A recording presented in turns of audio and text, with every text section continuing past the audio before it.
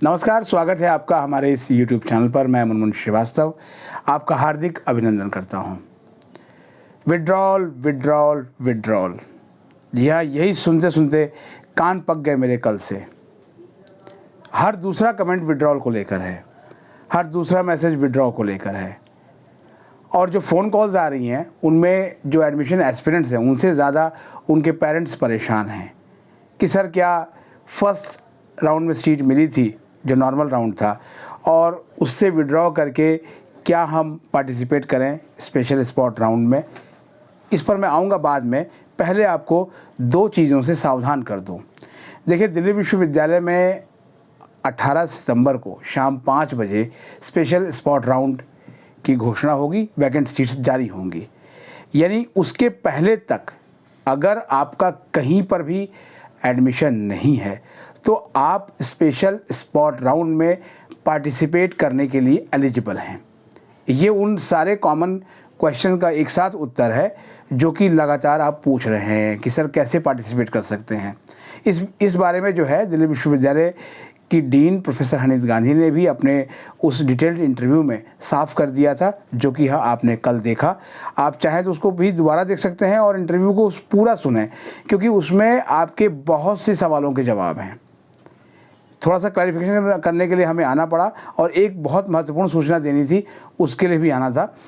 तो दूसरी चीज़, पहली चीज़ हमने आपको बता दी कि अगर आपका स्पॉट राउंड की वैकेंट सीट अनाउंस होने तक कहीं पर भी एडमिशन नहीं है।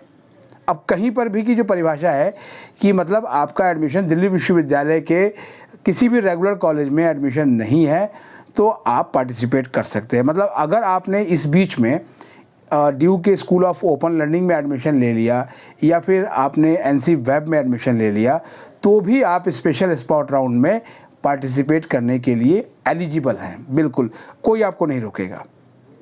सीट उसमें आपको मिलेगी कि नहीं मिलेगी ये सवाल अलग है।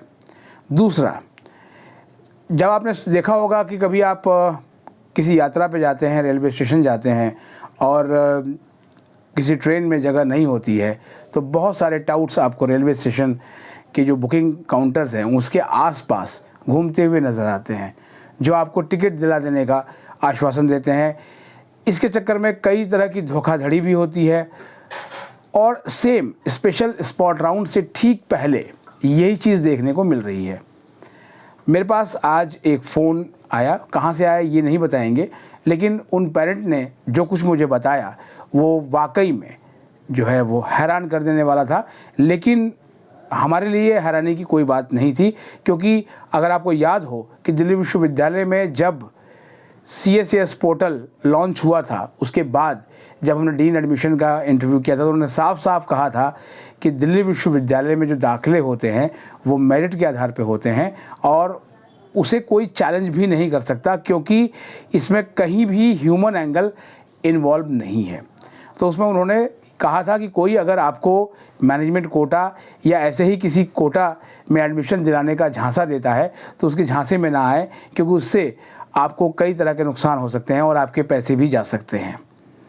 तो उन पेरेंट ने जो मुझे बताया उनका यही कहना था कि एक फ़ोन आया और उस फ़ोन में कहा गया कि भाई अब स्पेशल स्पॉट राउंड आ रहा है, बहुत कम सीटें इसमें रहेंगी, अगर आपको अपने बच्चे का एडमिशन कराना है तो आप जो है वो ये काम करिए।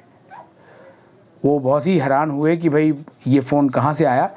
ये निश्चित रूप से जांच का विषय है, लेकिन ऐसे SMS और ऐसे फ़ोन कॉल्स जो है पूरे दाखिला प्रक्रिया के दौरान आते ही रहते हैं।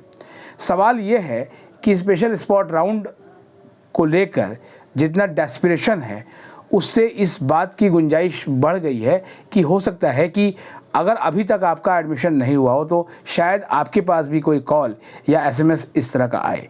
अगर ऐसी कोई कॉल या SMS आपको आता है तो आप तुरंत इसकी सूचना दिल्ली विश्वविद्यालय के प्रॉक्टर को दे सकते हैं या फिर DU की एडमिशन ब्रांच को दे सकते हैं और उस पर तत्काल जो है वो कार्रवाई की जाएगी, क्योंकि दिल्ली विश्वविद्यालय में दाखिले मेरिट के आधार पर होते हैं, पहले दिन से ही हम आपको बता रहे हैं।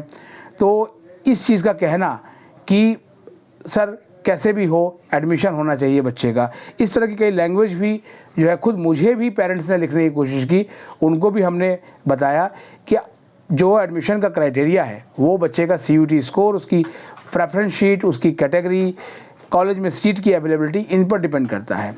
अब जो स्पेशल स्पॉट राउंड की जहाँ तक बात है, पिछले साल भी जब स्पेशल स्पॉट राउंड आया था तो उसमें बहुत से कॉलेजेस ने पार्टिसिपेट नहीं किया था। जैसा कि कल डीन एडमिशन प्रोफेसर हानिद गांधी ने बताया था कि जो है वो मैक्सिमम कॉलेजेस जो है वो इसमें जो पार्टिसिपेट करेंगे वो वही होंगे जिनके यहाँ सीट वैकेंट है। अब सवाल ये है कि इस बार स्पेशल स्पॉट राउंड में कितने कॉलेजेस आ सकते हैं और किन कोर्सेज में सीटें हो सकती हैं, ये सवाल आपने बहुत ज़्यादा पूछा है। कई जो एडमिशन एस्पिरेंट्स हैं उन्होंने तो बाकायदा अपना स्कोर डाल के पूछा है कि सर मेरा स्कोर 500 कुछ है, मैं जनरल कैटेगरी से हूँ, मुझे अभी तक कोई सीट नहीं मिली, क्या इसमें मिलेगी। देखिए, इन सभी के जवाब हम देंगे। पहले आप ये जान लीजिए कि दिल्ली के जो आउटस्कर्ट्स पे जो कॉलेजेस हैं, दिल्ली के आउटस्कर्ट्स पे, वहाँ पर जो है वो सीटें काफ़ी संख्या में खाली हैं। और अगर BA प्रोग्राम की बात करें तो लैंग्वेज कॉम्बिनेशंस में सीटें हैं, लेकिन विड्रॉल भी सबसे अधिक वहीं से हो रहे हैं। और उसका कारण ये है कि वो जो कॉलेजेस हैं वो दिल्ली के बिल्कुल बॉर्डर पे हैं। बात भगिनी निवेदिता की करते हैं, बात अदिति महाविद्यालय की करते हैं, बात स्वामी श्रद्धानंद कॉलेज की करते हैं। तो विड्रॉल्स इसीलिए हो रहे हैं क्योंकि जो वहाँ का परिवेश है आसपास का, वो जो प्रवेशार्थी हैं उनको पसंद नहीं आ रहा है। यहाँ भी जब स्पेशल स्पॉट राउंड आएगा तो उम्मीद की जाती है कि इन कॉलेजेस के नाम उसमें होंगे, लेकिन क्या उसके लिए कोई प्रेफरेंस शीट बनानी होगी, ये सवाल इसलिए हमने उठाया है क्योंकि इससे जुड़ा हुआ भी एक फ़ोन आया कि हम आपकी प्रेफरेंस शीट जो है वो बनवा देंगे और आप जो है वो ये चीज़ करिए। ये भी मुझे एक पेरेंट ने बताया कि उनको ऐसा ऐसा कहा जा रहा है, और जिन लोगों ने ऐसे फ़ोन किए हैं वो ये दावा कर रहे हैं कि इसके पहले भी जिनकी प्रेफरेंस शीट उन्होंने बनवाई है उनको दाखिले मिले हैं। एक बात तो साफ समझ लीजिए कि जो स्पेशल स्पॉट राउंड है वो बिल्कुल ही अलग होगा। इवन वो स्पॉट राउंड 1 और 2 से भी बिल्कुल अलग है।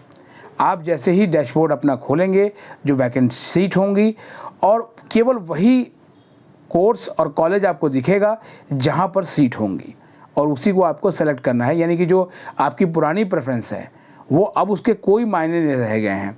एक बच्चे ने सवाल किया कि सर क्या हमको अपनी प्रेफरेंसेस चेंज करने का ऑप्शन मिलेगा।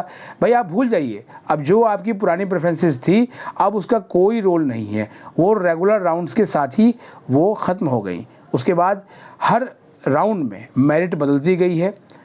जो पहले राउंड में मेरिट थी वो अभी नहीं है, जो अब आएगी वो मेरिट कितनी आएगी इसका पता ना आपको है और ना मुझे है।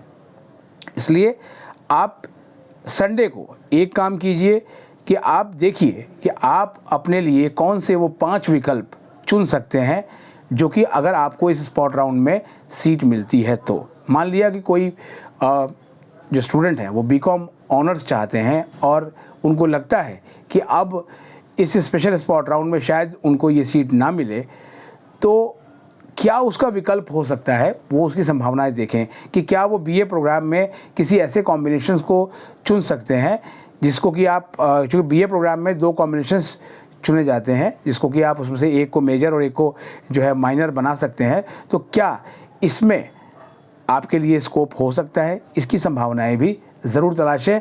इसलिए अगर आप DU में ही पढ़ना चाहते हैं तो, क्योंकि अब सीटें सिमटती जा रही हैं। 13,412 सीटें खाली थी, लेकिन एलोकेशंस जो आया वो 9,000 से ऊपर नहीं आया था।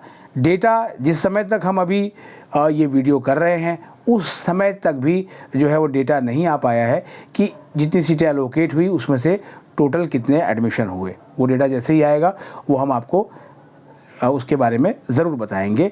लेकिन फ़िलहाल आपसे 2 वादा चाहेंगे, और वो आप करेंगे तो ना केवल आपके लिए अच्छा होगा बल्कि आपके पेरेंट्स के लिए भी होगा। पहली चीज़ तो ये है कि किसी भी तरह का कोई फ़ोन कॉल्स आता है तो आप उसके बारे में DU की एडमिशन ब्रांच को बताएं और उनको जो है वो उस पर एक्शन लेना है, क्योंकि अब जो है वो बहुत ज़्यादा टाउट्स सक्रिय नज़र आ रहे हैं, क्योंकि उनको लगता है कि बहुत से पेरेंट्स और जो प्रवेशार्थी हैं वो बहुत ज़्यादा डेस्परेट हैं दिल्ली यूनिवर्सिटी में पढ़ने के लिए। निश्चित रूप से होना भी चाहिए, क्योंकि दिल्ली विश्वविद्यालय में पढ़ने का सपना हर बच्चे का होता है, लेकिन केवल सपने से ही बात नहीं बनती है, उसके लिए मार्क्स भी होने चाहिए। और हम ये नहीं कहते कि आपके मार्क्स कम हैं या ज़्यादा हैं। बहुत से जो एडमिशन एस्पिरेंट्स हैं जो ख़ास तौर पर यूआर कैटेगरी के हैं, उनका दर्द मैं समझ सकता हूं, क्योंकि जाहिर बात है कि उनके लिए कट ऑफ जो है वो ऊंची रहती है, क्योंकि अधिकतम संख्या जो है वो सामान्य वर्ग के प्रवेशार्थियों की होती है। 2 या 3 पेरेंट्स ने फिर से वही सवाल उठाया कि सर जो है वो हायर प्रेफरेंसेस नहीं मिली और जो है वहाँ कहीं ना कहीं मेरिट का इशू आया। ये इशू ऐसा नहीं है जैसा आप सोच रहे हैं।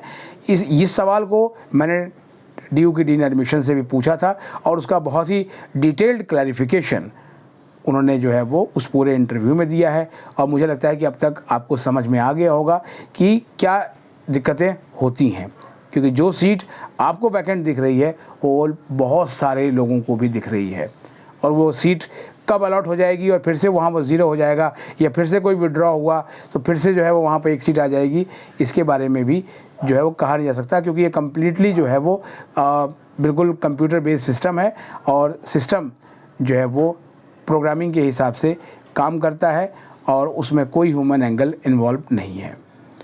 शाम के 5 बजे का इंतज़ार कीजिए, सोमवार की शाम के 5 बजे, और जैसे ही आए आप जो है वो अप्लाई करना शुरू कर दें। संडे के दिन को आप यूटिलाइज़ करें अपनी 5 अपनी तरफ से प्रेफरेंसेस बनाने की, विकल्प रखने की कि क्या विकल्प हो सकते हैं, क्योंकि जैसे जैसे जब संख्या घटती जाती है तो निश्चित रूप से विकल्प कम होने शुरू होते हैं।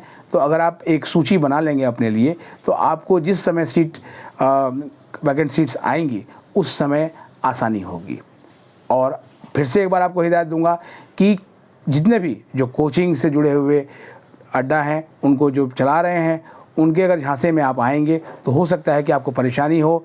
फिर से एक बार कहूँगा कि दिल्ली विश्वविद्यालय की एडमिशन की वेबसाइट, डीयू की वेबसाइट और अपने डैशबोर्ड को लगातार चेक करते रहें, क्योंकि ऑथेंटिक सूचना आपको वहीं से मिलेगी और उन्हीं सूचनाओं को आप अगर विश्वास करेंगे तो आपके लिए डीयू की राह इस अंतिम चरण तक आते आते भी सरल हो जाएगी, क्योंकि बहुत से एडमिशन एस्पिरेंट्स को स्पॉट राउंड 1 और स्पॉट राउंड 2 में एडमिशन मिला है। उम्मीद करते हैं कि आपके लिए स्पेशल स्पॉट राउंड लकी साबित हो।